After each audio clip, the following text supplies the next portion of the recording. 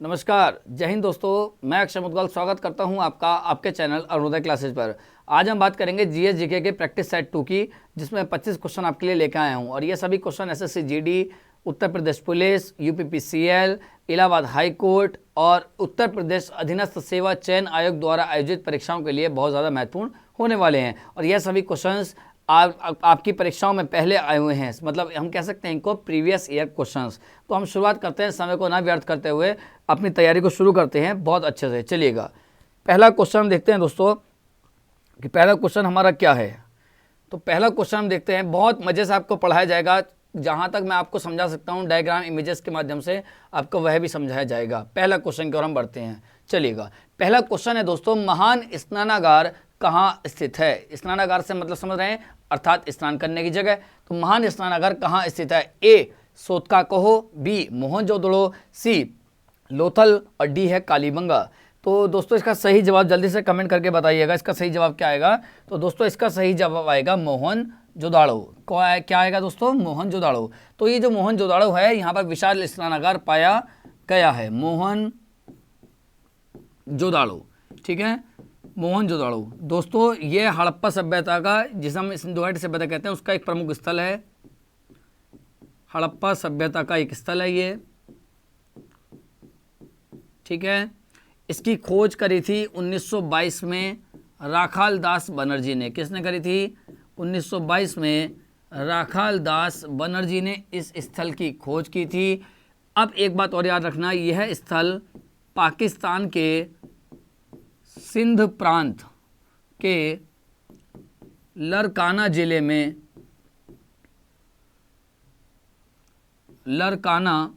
में सिंधु नदी के तट पर स्थित है। सिंधु नदी के, इन सब के आप नोट्स भी बनाते रहिएगा जो आपको बताई जा रही है। सिंधु नदी के तट पर यह स्थित है। अच्छा, आपसे अगर पूछा जाए दोस्तों, अब हाथों हाथ ये भी जान लीजिएगा कि जो सोतका कोह है ये कहाँ पर है। तो यह भी पाकिस्तान में है। मेरी आवाज़ बहुत ज़्यादा बैठी हुई है, मैं माफ़ी चाहता हूँ अगर आपको थोड़ा सा डिस्टर्बेंस हो। तो यह पाकिस्तान के बलूचिस्तान, एक प्रांत है बलूचिस्तान, और उसका एक मकरान तट स्थल है, मकरान तट। तो ये वहाँ पर है। अगर आप बात करेंगे लोथल की दोस्तों, तो दोस्तों ये लोथल जो है ये है आपका गुजरात में है। कहाँ पर है ये? यह गुजरात में है लोथल। ठीक है, यह आपका गुजरात में है। अगर आप कालीबंगा की बात करेंगे तो यह आपको मिलेगा राजस्थान में। कहाँ मिलेगा आपको? राजस्थान में मिलेगा। चलिएगा, मैंने इनको भी बता दिया कौन सा कहाँ पर है। चलिएगा, अब हम बढ़ते हैं दोस्तों अगले क्वेश्चन की ओर। Question number 2। क्वेश्चन नंबर 2 ये है, निम्नलिखित में से कौन सी सभ्यता अपने नगर नियोजन के लिए जानी जाती थी। बहुत ही ज़्यादा महत्वपूर्ण और बहुत ही ज़्यादा मायने रखता है ये क्वेश्चन आपकी परीक्षाओं के लिए। कई बार रिपीट हुआ है, पता नहीं कहाँ कौन सी परीक्षाओं में ये क्वेश्चन रिपीट हुआ है कि कौन सी सभ्यता अपने नगर नियोजन के लिए जानी जाती थी। नगर नियोजन का मतलब होता है अर्बन प्लानिंग। जैसा आप देखते हैं आपके शहरों में, जहाँ से आप आते होंगे, अगर आपके शहरों में एक समस्या हो सकती है, भारी जल भराव की समस्या हो सकती है, ठीक है, जाम लग सकता है, शहर का प्रबंधन नहीं है, कॉलोनी कहाँ होनी है, ये सब चीज़ें हैं। मतलब नगर नियोजन का मतलब है अर्बन प्लानिंग। शहर में कैसे व्यवस्था बिठाई जाए कि शहर में कोई भी किसी प्रकार की समस्या ना बैठ पाए। तो उसके लिए अगर कोई सबसे पहली सभ्यता जो जानी जाती है, तो वह सभ्यता कौन सी है? वह है दोस्तों नगर नियोजन के लिए जाने वाली सिंधु घाटी सभ्यता। कौन सी है? सिंधु घाटी सभ्यता। इसके नगर बहुत ज़्यादा विकसित थे, सभी मार्ग एक दूसरे को समकोण काटते थे। आगे बस में नालियाँ बहुत अच्छे से बनी हुई थी, जो गंदगी थी उनको नालियों को ढक रखा था। आगे बात समझ में। तो नगर नियोजन जब आप सिंधु घाटी सभ्यता आपको अरुण सर पढ़ाएंगे हिस्ट्री में, तो बहुत डिटेल में आपको बताएंगे। तो जहाँ तक संभव है आप याद रखिएगा कि निम्नलिखित में से कौन सी सभ्यता अपने नगर नियोजन के लिए जानी जाती है। सिंधु घाटी सभ्यता। अच्छा, इसका दोस्त एक नाम और है, हड़प्पा सभ्यता। हड़प्पा इसीलिए क्योंकि सबसे पहले हड़प्पा की ही खोज की गई थी। 1921 में हड़प्पा की खोज की गई थी, इसीलिए इसको कहा जाता है, जैसे दयाराम साहनी का नाम सुना होगा आपने, उनके सहयोग से खोज की गई थी। और कहा जाता है कि हड़प्पा सभ्यता का नाम सिंधु घाटी सभ्यता भी है। कहते हैं इसको कांस्य युगीन सभ्यता भी, क्योंकि कांसे का पहली बार प्रयोग भी मेरे दोस्तों इसी सभ्यता में हुआ था। ठीक है, चलिएगा, तो नगर नियोजन के लिए कौन सी सभ्यता जानी जाती है? सिंधु घाटी सभ्यता। अब हम बात करते हैं तीसरे क्वेश्चन की ओर, लोथल नगर। देखो ध्यान से पढ़ना, क्वेश्चन थोड़ा अच्छा है ये। लोथल नगर किस नदी की उपनदी के किनारे बसा है? मतलब इसने नदी की सहायक नदी दी है। ठीक है, लोथल जो है भोगवा नदी के किनारे था। कहाँ पर? भोगवा नदी के। ठीक है, तो लेकिन भोगवा नहीं दिया है, तो इसने पूछा है कि कौन सी नदी थी उसकी कौन सी जो नदी थी उसकी किस नदी का उपनदी, मतलब जो इनमें से नदी है इसकी एक उपनदी है भोगवा। कहने का मतलब ये है आपका। तो आप इसको कैसे याद रखेंगे, देखिएगा, ए दिया है नर्मदा, बी दिया है गंगा, सी है यमुना और डी है साबरमती। ठीक है, लोथल गुजरात की बात हो रही है, तो दोस्तों यमुना और गंगा का तो यहाँ कोई मतलब बनता ही नहीं है, तो या तो नर्मदा होगा या साबरमती होगा। तो इसका सही आंसर क्या होगा आपको पता है, बिल्कुल इसका सही आंसर होगा साबरमती। ठीक है, कौन सी नदी है, साबरमती, साबरमती। और साबरमती की सहायक नदी थी भोगवा। और अब मैं आपको एक बात और बता देता हूँ, साबरमती का पुराना नाम भी क्या था, भोगवा ही था। साबरमती का प्राचीन नाम क्या था, भोगवा। ठीक है, लोथल जो है इसकी खोज करी थी SR राव ने। किसने करी थी, SR राव ने करी थी। ठीक है, अगर आप हड़प्पा सभ्यता की बात करेंगे तो गोदीबाड़ा या जिसे हम कह देते हैं बंदरगाह, उसके साक्ष्य भी कहाँ से मिले हैं, यहीं से मिले हैं। एक बात और ध्यान रखना, इसके दोनों टीले एक ही रक्षा प्राचीर से गिरे हैं। पश्चिमी टीला होता था, पूर्वी टीला होता था, आपको पता होगा। बहुत ज़्यादा खांसी हो रखी है। दोनों टीले एक ही रक्षा प्राचीर से गिरे थे। कैसे याद रखेंगे, दो लो। ठीक है, दो मतलब दोनों टीले और लो मतलब लोथल के, तो दोनों टीले एक ही प्राचीर से गिरे थे। और इसमें और चीज़ हम ध्यान रख सकते हैं, जो साबरमती है दोस्तों, यह साबरमती जो आप नदी देख रहे हो, यह राजस्थान के उदयपुर, एक ज़िला है राजस्थान का उदयपुर, वहाँ पर अरावली पर्वत श्रेणी से निकलती है। अरावली पर्वत श्रेणी से निकलती है। ठीक है, चलिए, ये सब जो जानकारी मैं आपको बताता हूँ इनसे अलग, इन सबको भी आप नोट्स में अपने नोट डाउन करते रहिएगा। तो राजस्थान के उदयपुर जिले के जो अरावली पर्वत श्रेणी है, वहाँ से यह नदी आपकी निकलती है। ठीक है, चलिएगा। और एक चीज़ और याद रख सकते हैं, गुजरात के दो प्रमुख, आपने देखा होगा, जो राजनीतिक राजधानी और औद्योगिक राजनीति है, सॉरी औद्योगिक राजनीति नहीं, औद्योगिक राजधानी और राजनीतिक राजधानी, जो दोनों राजधानी है वो भी इसी के किनारे हैं। कौन सी नदी के किनारे, भोगवा। तो हम यहाँ लिख सकते हैं, ये दोनों आपने नाम सुना होगा इसका, गांधीनगर, गांधीनगर, ये पूछा गया है, गांधीनगर और अहमदाबाद, गांधीनगर और अहमदाबाद दोनों इसी नदी के किनारे बसे हैं। चलिएगा, अब हम बात करते हैं अगले क्वेश्चन की। स्क्रीनशॉट आप इसका ले लीजिएगा। मोहनजोदड़ो का स्थानीय नाम क्या था। जो मोहनजोदड़ो का स्थानीय नाम बोल दो या शाब्दिक अर्थ बोल दो। इसका शाब्दिक अर्थ का मतलब मोहनजोदड़ो शब्द जो है उसका वर्ड का, इस वर्ड का मीनिंग क्या है। तो इस वर्ड का खांसी हो रही, बहुत ज़्यादा खांसी हो रही है। तो दोस्तों आपसे पूछा गया अगर मोहनजोदड़ो का शाब्दिक अर्थ क्या था, तो रेगिस्तान का टीला, नदीमुख भूमि का टीला, मृतकों का टीला या जीवन का टीला। यह बहुत ही ज़्यादा महत्वपूर्ण क्वेश्चन है और इसका सही आंसर आएगा मृतकों का टीला, मृतकों का टीला। इसके बारे में जो जानकारी मैं आपको बता चुका हूँ, मोहनजोदड़ो की खोज राखाल दास बनर्जी ने 1922 में करी थी। ठीक है, और यह जो है पाकिस्तान के सिंध प्रांत के लड़काना जिले में सिंधु नदी के तट पर स्थित है। आगे बात समझ में, यहाँ पर एक विशाल स्नागार मिला है। तो मोहनजोदड़ो जो है बहुत फेमस स्थल है। ठीक है, इसके बारे में हम पहले ही पिछले 3-4 क्वेश्चन पहले पढ़ चुके हैं। चलिएगा, अब हम बढ़ते हैं अगले क्वेश्चन की ओर। याद रखिएगा, मृतकों का टीला। निम्नलिखित में से कौन सा बौद्ध स्थल उत्तर प्रदेश में स्थित है। निम्नलिखित में से कौन सा बौद्ध स्थल जो है उत्तर प्रदेश में स्थित है। यह बहुत अच्छा क्वेश्चन है ना। बेसिकली आप देखेंगे, बेसिकली 4 प्रमुख बौद्ध स्थल हैं। एक तो लुम्बिनी है, तो लुम्बिनी कहाँ है, नेपाल में है। दूसरा है बोधगया, बोधगया भारत के बिहार में है। तीसरा है कुशीनगर, कुशीनगर उत्तर प्रदेश का एक जिला है कुशीनगर। ठीक है, और चौथा है सारनाथ, ये भी उत्तर प्रदेश के वाराणसी में है। आगे बात समझ में, तो इन 4 प्रमुख स्थलों में से 2 आपके उत्तर प्रदेश में हैं, एक तो कुशीनगर में है और एक वाराणसी में है। तो पूछ रहा है कि इनमें से कौन सा बौद्ध स्थल उत्तर प्रदेश में है। ठीक है, तो इनमें से कौन सा, जल्दी देखिएगा आप, जैसे अमरावती। ठीक है, तो अमरावती साउथ में आ गया। ठीक है, आंध्र प्रदेश की राजधानी अमरावती है। सांची है ना, सांची का स्तूप आपने देखा, काले। इनमें से जो सबसे सही जवाब क्या लग रहा है आपको, सारनाथ। क्या लग रहा है इसका दोस्तों सही आंसर, सारनाथ। यही इसका सही आंसर है, सारनाथ। तो सारनाथ कहाँ पर है, वाराणसी में। कहाँ पर है दोस्तों, जिसे हम बनारस कह देते हैं या फिर हम कह देते हैं वाराणसी। तो जो सारनाथ जो हमारा बौद्ध स्थल है ये कहाँ पर है, वाराणसी में है। याद रखना सारनाथ जो है बौद्ध प्रमुख स्थल है और यह कहाँ पर आता है, ये आपका आता है वाराणसी में। ठीक है, एक चीज़ और याद रखना आप मेरे दोस्तों, ये जो आप सारनाथ देख रहे हो ना, सारनाथ, ठीक है, इसको एक धर्म और है जैन धर्म, आपने देखा होगा बौद्ध धर्म जैन धर्म, जैन धर्म में इसको कहा गया है सिंहपुर। याद रखना, पूछ सकता है कि किस स्थल को, बौद्ध धर्म के किस स्थल को जैन धर्म में सिंहपुर कहा गया है, तो कौन सा था वो सारनाथ। अच्छा एक बात और याद रखिएगा, देखा होगा आपने जैन धर्म के जो 11वें तीर्थंकर थे, 11वें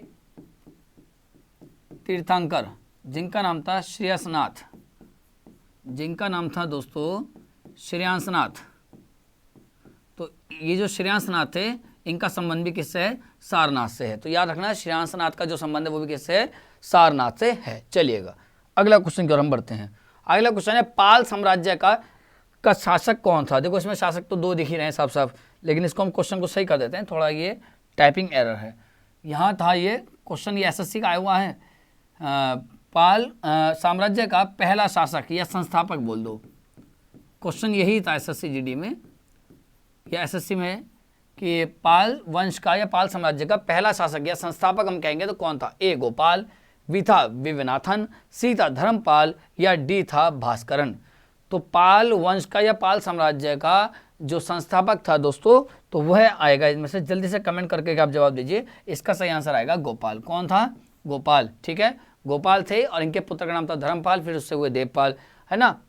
और एक चीज़ इनके बारे में याद रखना, 750 AD में इन्होंने जो है इस वंश की स्थापना करी प्लस यहाँ पे क्या याद रखेंगे, इनके समय में जो सबसे फेमस क्षेत्र रहा था वो कौन सा था, कन्नौज।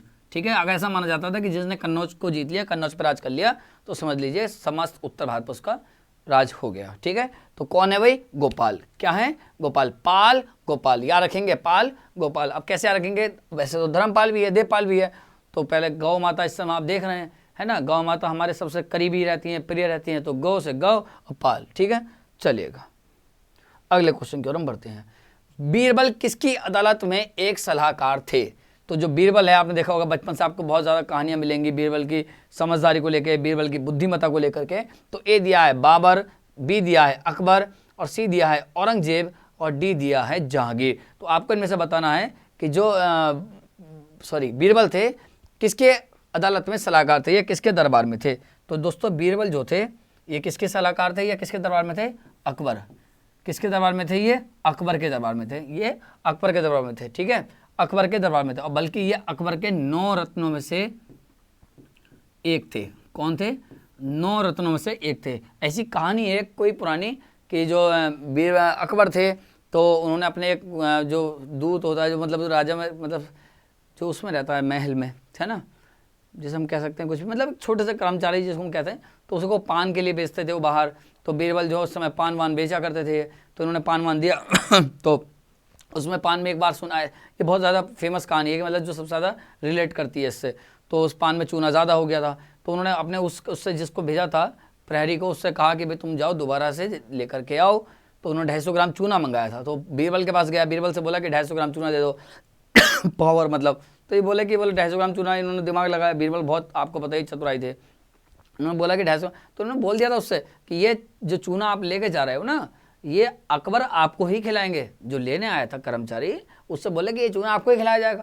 तो साथ ही साथ इन्होंने घी और दे दिया, बोला आप चूना तो खा लेना ये, ठीक है, इसके साथ घी पी लेना, तो आप दिक्कत नहीं होगी आपको। अब वो गया महल में और अकबर ने यही किया जो इन्होंने बताया था, उन्होंने इसको चूना खिला दिया, उन्होंने तुरंत घी पी लिया होगा मौका मिलते ही। तो उससे क्या हुआ, उसको प्रभाव नहीं हुआ, उस सही रहा, उस पर कोई दुष्प्रभाव नहीं पड़ा। तो अगले दिन जब उन्होंने अकबर ने उसको देखा कि बोला भाई तुम तो जिंदा हो, तुमको तो कल चूना खिला दिए थे। तब उन्होंने बताया कि बोले ऐसे ऐसे पूरी कहानी थी। तब उन्होंने इनकी बीरबल की अकबर से मुलाकात हुई थी। तो जो अकबर हैं उनके दरबार में बीरबल आए थे, तो सलाहकार थे, 9 रत्नों में से एक थे। अगला क्वेश्चन है अकबरनामा के लेखक कौन हैं। अकबरनामा के लेखक कौन है, अब्दुल समद हैं, अबुल फजल हैं, फैजी हैं या अब्दुल लतीफ़ हैं। ठीक है, तो इसका बहुत अच्छा इंपॉर्टेंट क्वेश्चन है दोस्तों, कई बार परीक्षाओं में यह क्वेश्चन पूछा गया है, बहुत ही ज़्यादा महत्वपूर्ण क्वेश्चन है ये। ठीक है, तो अकबरनामा के जो लेखक थे वो कौन थे, अबुल फजल। कौन थे दोस्तों, अबुल फजल। बी इसका सही आंसर होगा। और अकबरनामा के अलावा उनकी एक पुस्तक और थी।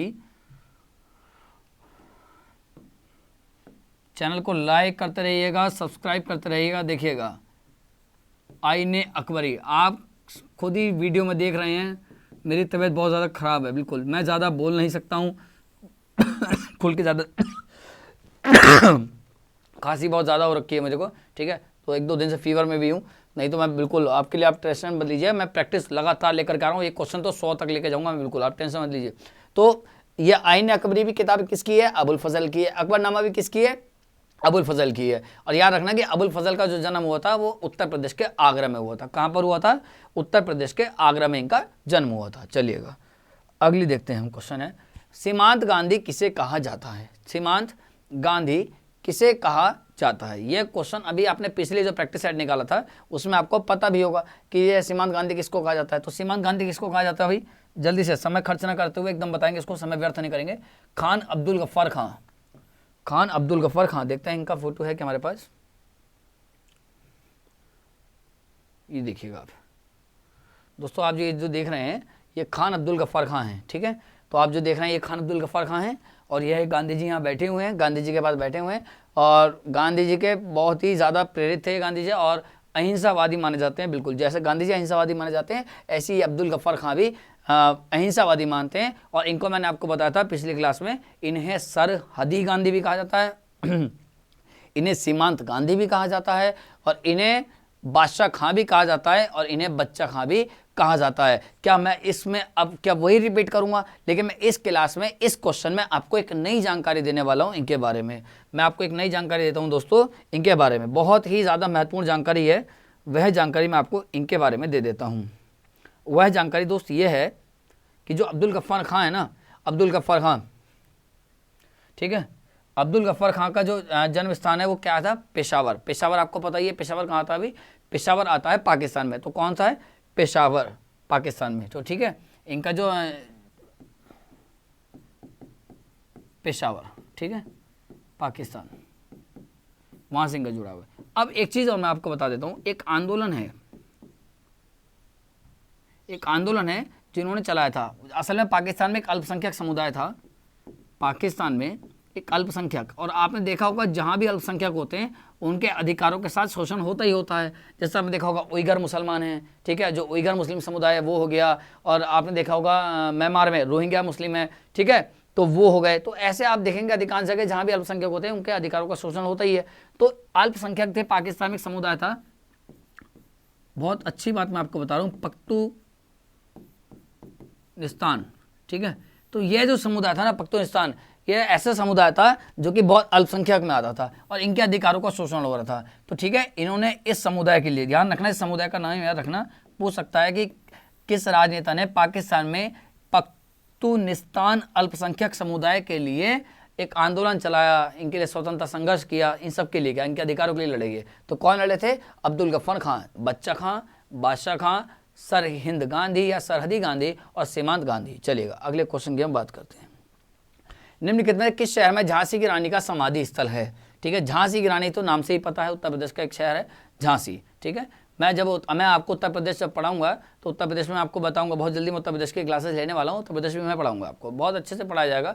तो वहाँ पे 75 जिलों में से 30 से 35 40 जिले तो मैं आपको 2 से 3 क्लासों में ही याद करा दूंगा, अगर आप मेरे साथ उन्हीं तर्कों से सामंजस्य बिठाएंगे। तो जिन तर्कों से मैं समझाऊंगा, अगर उन तर्कों के साथ अगर आपने सामंजस्य बिठा दिया तो दोस्तों आपको तो 2 से 3 क्लास में ही मैं याद करा दूंगा 35-40 जिले, ठीक है। बहुत बड़ी बात है, आपको पता लग जाए कि उत्तर प्रदेश के 35 में से 75 में से 40 जिले कहाँ पर हैं, ये अपने आप में बहुत बड़ी उपलब्धि होगी आपकी, ठीक है।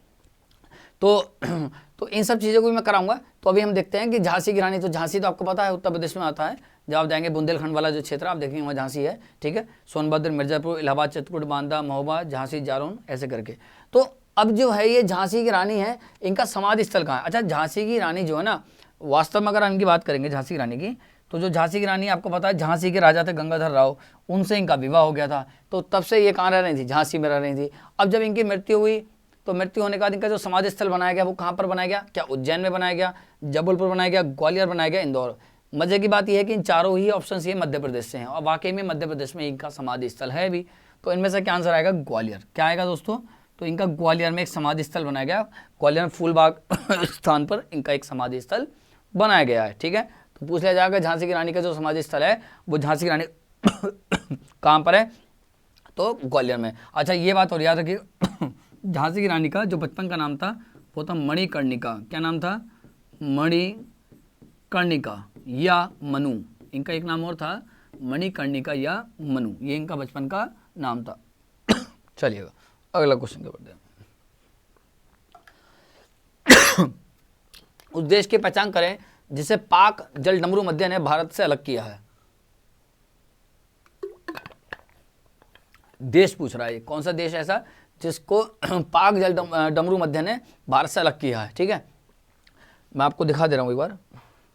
आई होप कि मैं ट्राई थोड़ा मुझे हो तो मैं सेव किया था।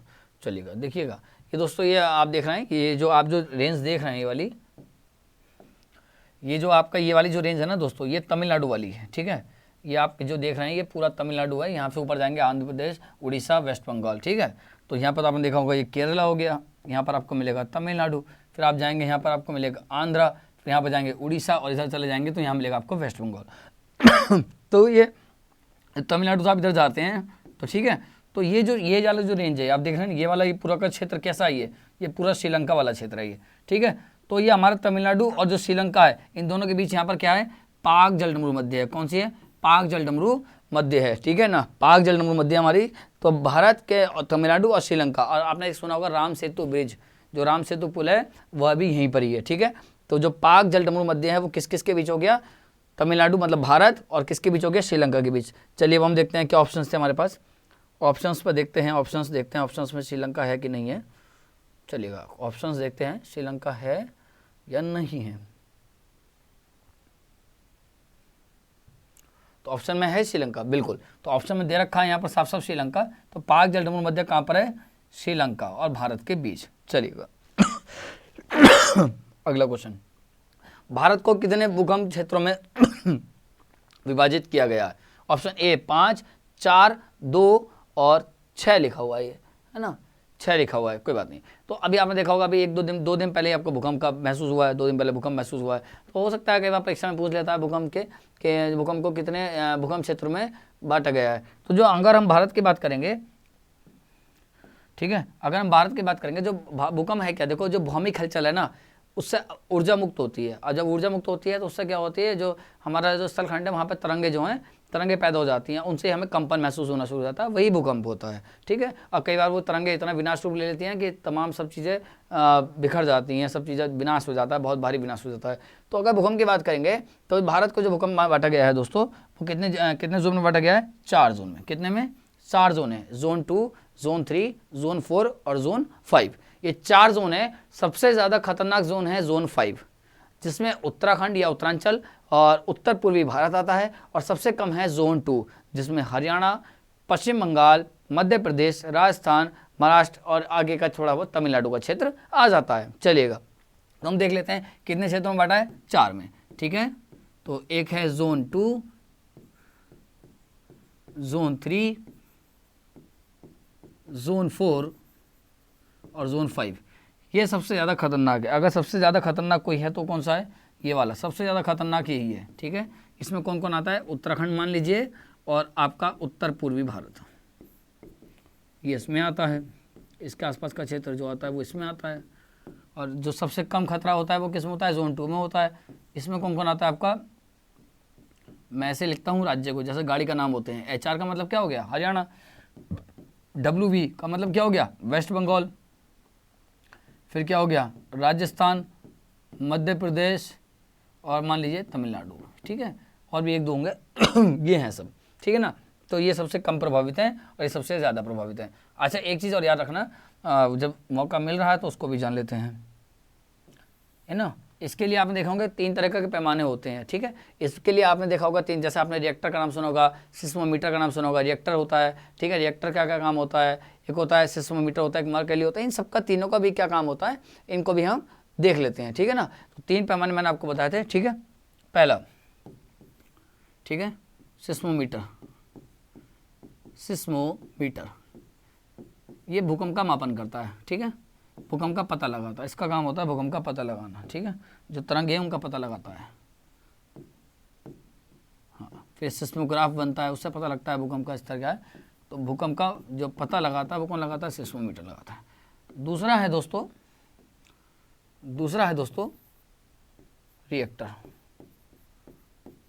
रिएक्टर, वैज्ञानिक के नाम पर ही है ये रिएक्टर। तो दोस्तों ये जो पता लगाता है रिएक्टर, ये पता लगाता है, क्या लगाता है? ये भूकंप की तीव्रता, ये लगाता है भूकंप की तीव्रता का पता लगाता है, ठीक है। और तीसरा है मरकेली। तीसरा क्या है? मरकेली, ये बताता है जो भूकंप से होने वाली क्षति है उसका मापन करता है। तो ये किसका मापन करता है दोस्तों?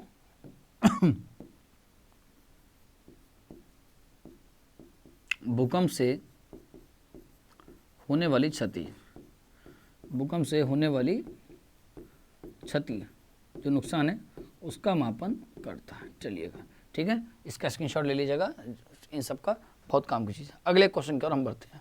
क्वेश्चन नंबर 13, निम्नलिखित में से कौन सा शहर पिछोला झील के तट पर स्थित है?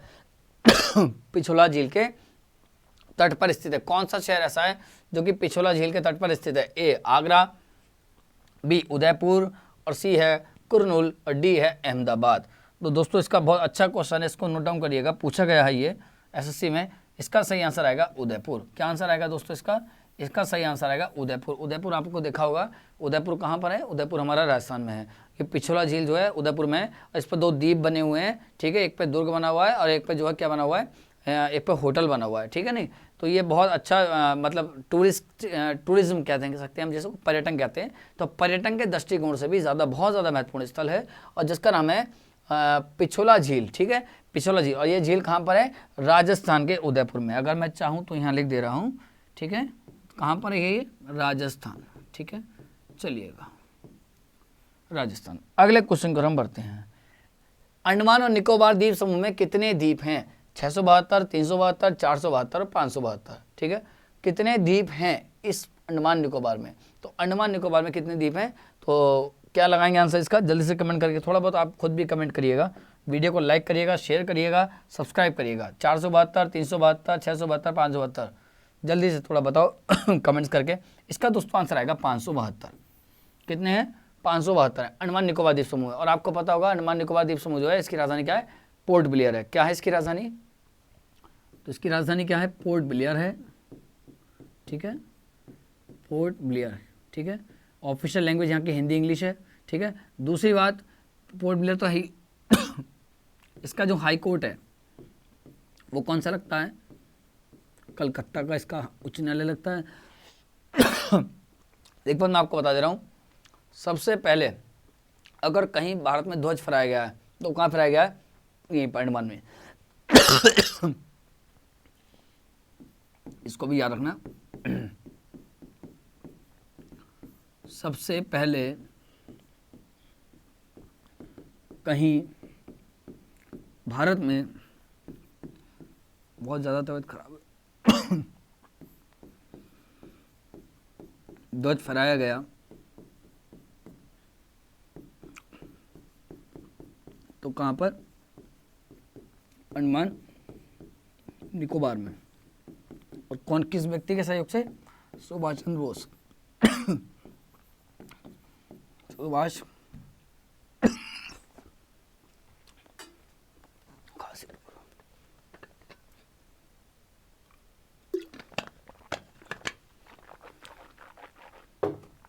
सुभाष चंद्र बोस।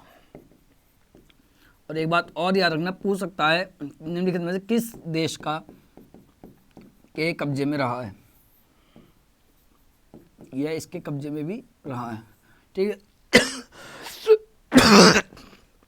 काले पानी की सजा हो गई, ये सब चीज़ें भी यहीं से जुड़ी हुई है अंडमान निकोबार से। 572 द्वीपों का समूह है, ठीक है। हिंद महासागर में आता है, राजधानी इसकी पोर्ट ब्लेयर है, हाई कोर्ट इसकी कोलकाता में लगती है। सबसे पहले कहीं पर भारत में ध्वज फहराया गया तो कहाँ फहराया गया? अंडमान निकोबार में फहराया गया। किसका सहयोग से? सुभाष चंद्र बोस के सहयोग से। और इस पर कब्जा रहा है किसका? जापान का। चलिए, 66.5 डिग्री दक्षिणी अक्षांश क्या दर्शाता है? 66.5 डिग्री दक्षिणी अक्षांश क्या दर्शाता है? देखो इसको एक बार यहाँ बना ले रहे हैं तो समझ में आ जाएगा आपको, ठीक है। अब इसको बना लिए। ठीक है, दोबारा बनाते हैं इसको।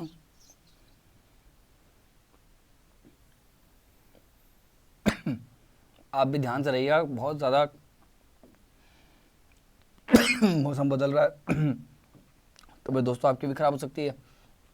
आप देखेंगे ये गोलार्ध हमारा, तो आप यहाँ देखेंगे यहाँ पर दोस्तों, यहाँ पर ये 0 डिग्री है जिसे हम कहते हैं विषुवतीय रेखा। ये सब काल्पनिक रेखाएं हैं, एक्चुअल में नहीं है। विषुवतीय रेखा हो गई। इसके अगर आप ऊपर जाएंगे दोस्तों, यहाँ पर आप जाएंगे तो 23.5 डिग्री नॉर्थ, यहाँ पर आपको कौन सी रेखा मिलेगी? कर्क रेखा मिलेगी। अगर आप इसके ऊपर और जाएंगे यहाँ पर दोस्तों, तो 66.5 डिग्री नॉर्थ आर्कटिक व्रत मिलेगा। क्या मिलेगा दोस्तों? आर्कटिक व्रत मिलेगा। और आप इसके ऊपर अगर यहाँ पहुँच जाएंगे 90 डिग्री नॉर्थ, यहाँ पर मिलेगा आपको उत्तरी ध्रुव। ठीक है, ऐसे ही जब नीचे आएंगे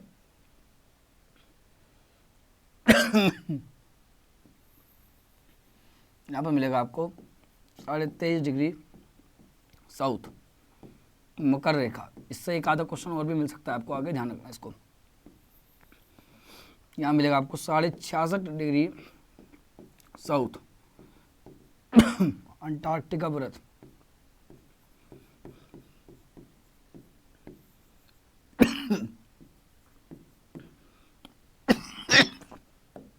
बहुत रखा छोड़, ये आपको मिलेगा 90 डिग्री साउथ पे आपको दक्षिणी ध्रुव। अब क्वेश्चन देख लेते हैं।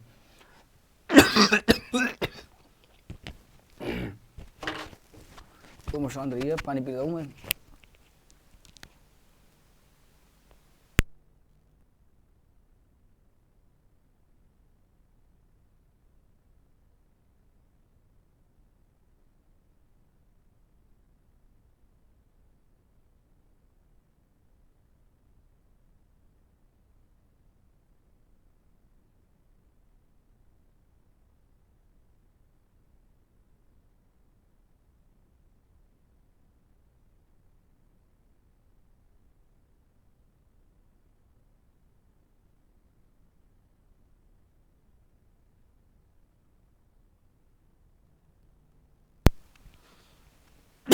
खांसी बहुत ज़्यादा हो रही है।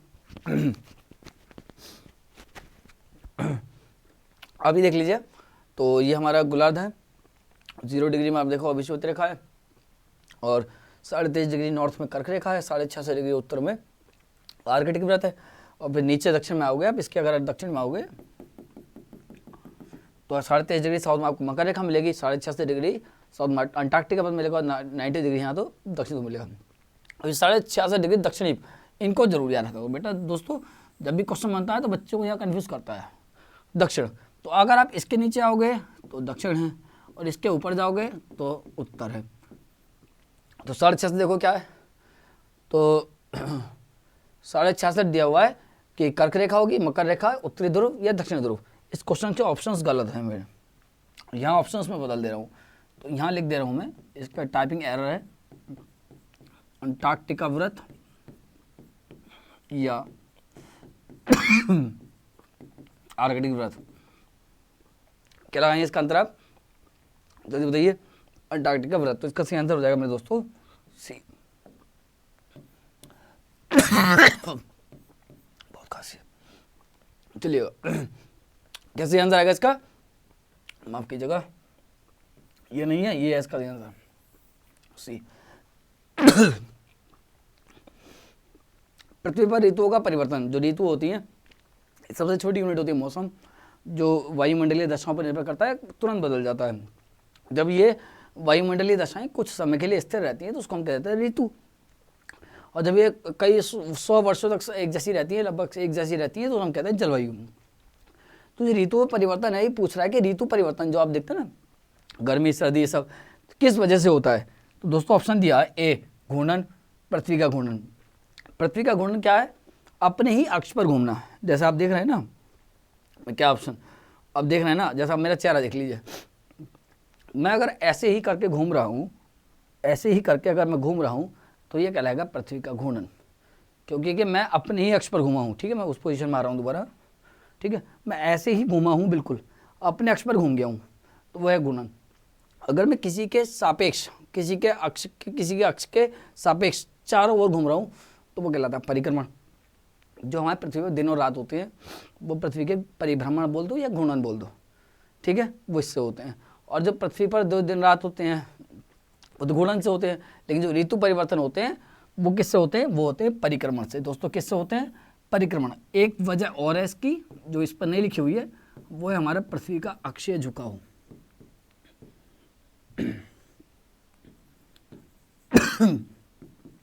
पृथ्वी अक्षीय झुकाव कितना है भाई हमारा पृथ्वी अक्षीय झुकाव, 23.5 डिग्री। कितना है, 23.5 डिग्री है। ठीक है, पूर्व की ओर झुकी हुई है, 23.5 डिग्री इस्ट हमारा जो अक्षय झुकाव हुई है। तो समझ में आ गया, तो परिक्रमण प्लस अक्षय झुकाव, बहुत ज़्यादा दिक्कत हो रही है। चलिए 7-8 क्वेश्चन और बचे हैं। कौन सी काल्पनिक रेखा ग्लोब को, जो गोलार्ध है, उसको 2 बराबर भागों में बांटती है। अभी आपने बनाया, देखो बताओ कौन सी रेखा होगी जो ग्लोब को 2 बराबर भागों में बांटेगी, बताओ, है ना, यही तो है वाली। क्या नाम है इसका, विषुवतीय रेखा। देखते हैं वहाँ पर कौन सी है भाई, तो सही आंसर आ जाएगा इसका विषुवतीय रेखा। ना ही कर्क रेखा होगी, ना ही मकर रेखा होगी, ये तो होगा नहीं। तो क्या आंसर आएगा इसका, विषुवतीय रेखा। कह रहा है ग्लोब को 2 भागों बराबर में बांटती है। ठीक है ना, ऑप्शन के अकॉर्डिंग है यहाँ पे। अगर ग्रीनविच देता तो ग्रीनविच भी तो बांटती है। देखो आप अगर ग्रीनविच देखोगे तो ऐसे करके देखोगे, है ना, इधर पूर्वी गोलार्ध हो जाता है, इधर पश्चिमी गोलार्ध हो जाता है। लेकिन यहाँ पर जब ग्रीनविच नहीं दिया हुआ है तो कौन सी दी हुई है, ये रेखाएं देखिए, अगर इनकी रेखाओं के अकॉर्डिंग देखेंगे तो विषुवतीय रेखा इसका सही आंसर आएगा। चलिए, पेड़ों की कतारों के बीच में फसलें उगाने को क्या कहते हैं। जैसे पेड़ों के, जैसे पेड़ लगे हुए हैं, पेड़ हैं, फिर उनके मध्य में फसलें लगाई जाती हैं, छोटी छोटी फसलें लगाई जाती हैं, तो उस प्रणाली को हम क्या कहते हैं, जो कृषि की प्रणाली है उसको हम क्या कहते हैं। ए सामाजिक वानिकी, बी झूम खेती, सी है तोंग्या प्रणाली, तोंग्या त ओ अंकी बिंदी आदक है या तोंग्या, और डी है कृषि वानिकी। इसका जवाब देंगे जरा मुझे कमेंट्स में, मैं इसका जवाब मांगना चाहता हूँ आप सभी से, इसका जवाब दे दीजिएगा। इसका जवाब आएगा दोस्तों तोंग्या प्रणाली। कौन सी प्रणाली, तोंग्या प्रणाली। आमतौर पर क्या होता है, जो साल और सागौन के वृक्ष होते हैं उनके मध्य में खेती की जाती है, तो इसका सही आंसर आएगा तोंग्या प्रणाली। ध्यान रखना, पेड़ों की कतारों के बीच पूछा है, पेड़ों की कतारों के बीच फसलें उगाने को क्या कहते हैं, तोंग्या प्रणाली। किरीबात चावल एक व्यंजन है। किरीबात, ये बहुत फेमस क्वेश्चन है, कई बार रिपीट हुआ है। किरीबात चावल एक फेमस व्यंजन है, मैं इसका फोटो दिखाऊंगा आपको। किरीबात डैश डॉट का एक चावल का एक व्यंजन है उस देश का। ए भूटान, बी म्यांमार, सी नेपाल, या डी श्रीलंका। ये भी अच्छा क्वेश्चन, इसका जवाब देंगे। तो दोस्तों इसका सही आंसर आएगा श्रीलंका। ठीक है, क्या आएगा, श्रीलंका। ठीक है, तो किरीबात क्या होता है, चावल और जो नारियल का दूध होता है उसमें मिला करके बनता है। देखो मैं इसका फोटो भी है मेरे पास, बहुत सारी डिशेस बनाई जाती हैं इसमें, डिफरेंट तरीके की डिशेस बनाई जाती हैं। देखो आप देख रहे हैं ये, तो ये आप जो देख रहे हैं ये किरीबात चावल से बनाई हुई एक डिश है। ठीक है, तो आप देख रहे होंगे, इसको मैं और थोड़ा बड़ा कर दे रहा हूँ। तो ये जो आप डिश देख रहे हैं, अरे तो आम लगा पड़ा गया, चलो कोई बात नहीं। ठीक है, ठीक है, तो ये आप देख रहे होंगे बोर्ड पे, ये जो बोर्ड पे देख रहे हैं आप, ये किरीबात चावल देख रहे होंगे, चावल की आपने खीर खाई होगी, तो चावल से बनाई हुई एक डिश है। और इसमें क्या होता है, जो चावल होता है और जो नारियल का दूध होता है उसका प्रयोग करके बनाई जाती है। चलिए इसको स्क्रीनशॉट भी ले लीजिएगा आप, इमेज से बहुत जल्दी समझ में आती है। खासते खासते आवाज़ ही चली गई, पता नहीं कहाँ चली गई। कोई बात नहीं, आप लोग बहुत कोऑपरेट करते हैं मेरे साथ, थोड़ा सा और कर लीजिए, उसके लिए आपका शुक्रिया। अगला क्वेश्चन है, निम्नलिखित में से कौन सा मात्रक ज्योति तीव्रता के मापन में प्रयुक्त होता है। ज्योति तीव्रता, ठीक है, ये मात्रक है एक जिसका प्रयोग किसके लिए होता है, ज्योति तीव्रता के लिए। मात्रकता समझते हैं किसी को मापना, तो कौन सा होगा, मोल, एम्पियर, कैंडला या केल्विन। तो इसका सही आंसर आएगा दोस्तों कैंडला। क्या आएगा सही आंसर, कैंडला। ठीक है, क्या आएगा, कैंडला। अगर हम इसकी बात करेंगे मोल की, तो ये किसका मात्रक होता है दोस्तों, ये होता है पदार्थ की मात्रा का, पदार्थ की मात्रा। एम्पियर दो, ये सही बाबा, कृपा करो आप। विद्युत धारा। और केल्विन किसका होता है, ताप का। अब मैं खांस रहा हूँ, खांसते खांसते पढ़ा रहा हूँ, है ना। आपको छोटी छोटी चीज़ जीवन में सिखाती हैं, है ना, आप भी सीखिएगा। मौका है, वर्दी का मौका मिल रहा है, बिजली विभाग में काम करने का मिल रहा है, ठीक है, इलाहाबाद हाई कोर्ट में काम करने का मौका मिल रहा है, तो ये सब मौके हैं, आएंगे नहीं बार बार। इनके कितनी परेशानियाँ होंगी यार, कब तक रहेंगी परेशानियाँ। जीवन में हर चीज़ नश्वर है, हर चीज़ नश्वर है, सबका किसी न किसी अंत होना ही है, नष्ट होनी है वो। समस्या भी है तो वो भी तो नश्वर है। फिर जब अच्छी चीज़ नश्वर है तो बुरी चीज़ भी तो नश्वर होगी ना। तो फिर अच्छा समय भी चला जाता है तो बुरा समय भी चला जाता है, तो कोई बात नहीं, थोड़ी कठिनाइयाँ परेशानियाँ इनसे सीखा करो आप। कब तक रहोगी, कहा करो, बोला कब तक रहोगी यार, कब तक रहोगी तुम, कब तक चुनौतियाँ दोगी मेरे को, दो, मैं तो तैयारी करता रहूँगा। तो पूछ रहा है कि कौन सा मात्रक ज्योति तीव्रता का है, तो दोस्तों इसका सही आंसर आएगा कैंडला, क्योंकि मोल जो होता है वो होता है पदार्थ की मात्रा का, एम्पियर होता है विद्युत धारा का, और केल्विन होता है ताप का मात्रा। अगला क्वेश्चन, एक नैनोमीटर, नैनोमीटर, नैनोमीटर कितने मीटर के तुल्य होता है? 10 की घात -3, 10 की घात -6, ये माइनस है बेटा, इसका मतलब ये हो गया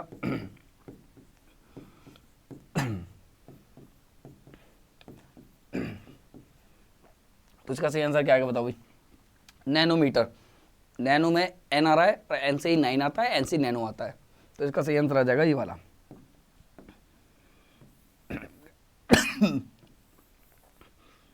अगर ये वाला पूछ ले कि 10 की घात -3, तो दोस्तों ये होता है मिलीमीटर।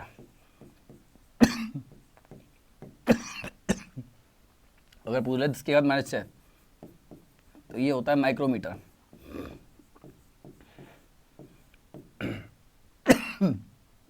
ये तो पता ही है नैनोमीटर, इसे कहते हैं पिकोमीटर, पिकोमीटर, ठीक है, याद रखेंगे इसको। चलिएगा, 4 क्वेश्चन हो रहे हैं, इनको और करते हैं जल्दी से। WAN का संक्षिप्त रूप है, कई बार परीक्षाओं में आया, ये जूनियर असिस्टेंट क्लर्क में पूछा गया क्वेश्चन है, WAN का क्या संक्षिप्त रूप है? Wide area network, wide express network, access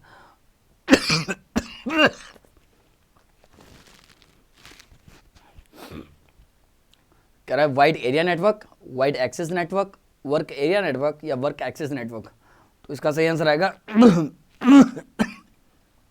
कृपा करो ईश्वर, तो इसका सही आंसर आएगा वाइड एरिया नेटवर्क। क्या आएगा इसका आंसर दोस्तों? Wide area network. सबसे छोटा था पहले पी एन पेन,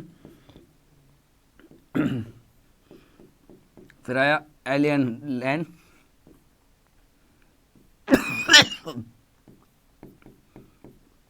CN है ना, कैंपस, मेट्रोपोलियन एरिया नेटवर्क, और वाइड एरिया नेटवर्क। कुछ नहीं होता, ये जो दूर संचार प्रणाली होती है ना, कम्युनिकेशन, उनको जोड़ने का काम है, ठीक है। जितने बड़े लेवल पर काम करेगा, मतलब जितना एरिया कवर करेगा उसी के अकॉर्डिंग इसका नाम हो जाएगा। PN का मतलब होता है पर्सन, इसका नाम है पर्सन। L का मतलब है लोकल, C का मतलब है कैंपस, और M का मतलब है मेट्रोपोलियन।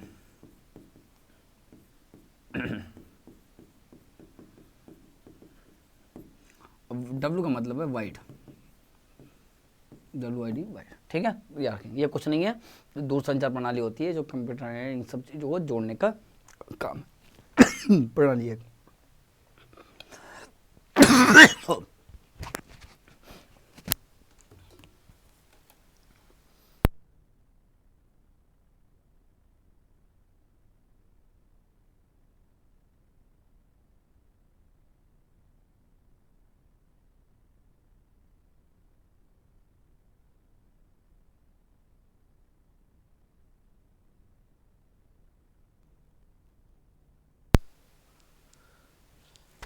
बहुत सारा खांसी हो रही है आज, कोई बात नहीं, है ना, है ना। गुरु और माता पिता भी तो ऐसी, माता पिता भी तो ये होते हैं बेटा, एक माँ होती है बेटा, माँ अगर केवल घर में 4 रोटी काटा है ना, तो पहले आपको खिलाएगी, पहले आपको खिलाएगी माँ, यही तो माँ होती है।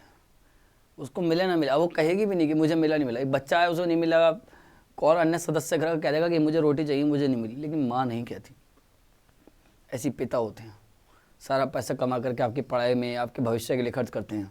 कभी नहीं कहता कि मेरी जेब में, मेरे पास फटा हुआ पर्स है, जहाँ मैं पैसे रखता हूँ उस पर्स में भी इतने छेद हो रखे हैं कि मैं बता नहीं सकता। सब क्या है यार, ये सेक्रीफाइस, जीवन के बलिदान यही तो है। और तीसरा बलिदान गुरु का होता है। गुरु किसी भी परिस्थिति में हो, क्या गुरु सामाजिक प्राणी नहीं होता है? गुरु भी एक सामाजिक प्राणी है। आप भी सामाजिक हो तो मैं भी सामाजिक हूँ, और टीचर्स भी सामाजिक होते हैं। सभी टीचर्स के साथ जीवन में तमाम कठिन परिस्थितियाँ आती हैं, लेकिन कभी भी गुरु हिम्मत नहीं हारता। वो तमाम परिस्थितियों को इग्नोर करता है और उनके साथ सेक्रीफाइस करते हुए आपके लिए हमेशा डेडिकेटेड रहता है, बिल्कुल समर्पण रहता है आपके लिए, है ना। और आपको कुछ नहीं करना है, बस आपको जो भी आपका गुरु हो आपको उसको सम्मान करना है, ठीक है। केवल सम्मान ही गुरु मानता है बस, ठीक है ना। चलिएगा शायद अब नहीं आएगी खांसी। पारा या थर्मामीटर के आविष्कारक कौन थे? ए गैलीलियो, बी है माइकल फैराडे, सी है जे थॉमसन, डी है फ़ारेनहाइट। डी है फ़ारेनहाइट। दोस्तों इसका समय खराब ना करते हुए इसका सही आंसर आएगा फ़ारेनहाइट। क्या आएगा? फ़ारेनहाइट। एक बार और देख लेते हैं दोस्तों। गैलीलियो ने खोज करी थी दूरबीन की, किसकी? दूरबीन की, ठीक है। माइकल फैराडे की अगर आप बात करेंगे तो इन्होंने एक सिद्धांत दिया था, विद्युत चुंबकीय प्रेरणा। विद्युत चुंबकीय प्रेरणा, ठीक है। अगर थॉमसन की बात करेंगे तो इन्होंने खोज करी थी दोस्तों इलेक्ट्रॉन की। किसकी खोज करी थी? इलेक्ट्रॉन की। इन सब को भी आप नोट्स बनाते रहिए, ये सब आपके काम आएंगे बिल्कुल भविष्य में। तो इन्होंने खोज करी थी इलेक्ट्रॉन की। तो पारा थर्मामीटर के आविष्कार कौन थे? तो फ़ारेनहाइट थे। कौन थे? फ़ारेनहाइट थे। जे थॉमसन ने किसकी करी खोज करी थी? इलेक्ट्रॉन की करी थी। माइकल फैराडे ने क्या दिया था? विद्युत चुंबकीय प्रेरणा का सिद्धांत दिया था। और गैलीलियो ने किसकी खोज करी थी? दूरबीन की। 24वां क्वेश्चन है, ग्रेगर मेंडले, जो मेंडले है उन्होंने पौधों की, मैंने आपको बताया था मेंडल जो आनुवांशिकता के जनक माने जाते हैं। पिछले क्वेश्चन जो थे पिछले स्लाइड के लास्ट प्रैक्टिस कराई थी मैंने, प्रैक्टिस 1 में, उसमें बताया था आपको मेंडल जो है किसके जनक माने जाते हैं? आनुवांशिकता के। तो वहीं से क्वेश्चन पूछा है कि मेंडल ने किस पौधे पर संकरण का प्रयोग किया था। संकरण मतलब आपने सुना होगा संकर प्रजाति। जब दो प्रजातियां मिला दी जाती है तो हम कह देते हैं संकर प्रजाति। किस पे किया था? आलू पे, मटर पे, चुकंदर पे या सेब पे? जल्दी से जवाब देंगे इसका आंसर। सर्दी आ रही है, बताओ सर्दियों के हिसाब से क्या लगाओगे आंसर? सर्दियों के हिसाब से क्या लगाना पसंद करोगे आंसर? सबसे ज़्यादा पसंद क्या है? सबसे सस्ते, सबसे कम समय में आपके लिए बनके तैयार हो जाती है ये चीज़, क्या है? आलू मटर की खिचड़ी। क्या है? आलू मटर की खिचड़ी। तो मटर, आलू तब तक बेकार है, आलू तो गर्मी में भी खा रहे हैं, आलू सर्दी में भी खा रहे हैं, लेकिन सर्दियों में जब तक आलू में मटर ना हो तब तक मज़ा नहीं आता। तो क्या आएगा इसका आंसर? मटर। लास्ट क्वेश्चन है दोस्तों हमारा, हीमोफोबिया किस चीज़ का डर है? ऊंचाई का होता है ना, कुछ लोग ऊंचाई से डर लगता है। बी है अंधेरा का, सी है रक्त का, या डी है पानी का। ये एक तरीके का डर है, और किसका डर है ये बताना है। ऐसे याद रखना, हीमोग्लोबिन होता है। हीमोग्लोबिन कहाँ पाया जाता है? रक्त में। हीमोग्लोबिन कहाँ होता है? रक्त में होता है। तो कैसे याद रखेंगे इसका आंसर? रक्त। इसका सही आंसर क्या हो जाएगा? रक्त हो जाएगा, ठीक है। जब बच्चा होता है, कोई बचपन में उसने कोई ऐसी घटना देख ली होती है इसमें बहुत सारा ब्लीडिंग हो रही होती है, उसको देख करके वो डर जाता है, तो वो बहुत लंबे समय तक उसके मन में डर बना रहता है। तो इसका सही आंसर क्या आएगा? रक्त। चलिएगा, हमने देख ली सारे क्वेश्चन। आज बहुत ज़्यादा दुविधा हुई मुझे। मैं आप सबसे बिल्कुल हाथ जोड़ करके प्रार्थना करता हूँ कि अगली बार मैं ऐसी कोशिश नहीं करूँगा कि मैं आपको ज़्यादा परेशान करूँ, ठीक है। तो मेरी थोड़ी खांसी ज़्यादा हो रही है, तो मैं थोड़ी बुखार में भी 2 दिन से दिक्कत ज़्यादा हो रही है, लेकिन कोई बात नहीं, आप लोग पढ़ते रहिए, मैं आपको पढ़ाता रहूँगा, ठीक है। अब हम मिलेंगे अगली प्रैक्टिस सेट में, प्रैक्टिस सेट 3, ठीक है। उसमें बात करेंगे अगले 25 या 30 क्वेश्चनों पर, ठीक है। चैनल को लाइक करना है दोस्तों, सब्सक्राइब करना है, शेयर करना है, और ज़्यादा से ज़्यादा आपको चैनल को फॉरवर्ड करना है अपने स्टडी ग्रुप्स में। धन्यवाद।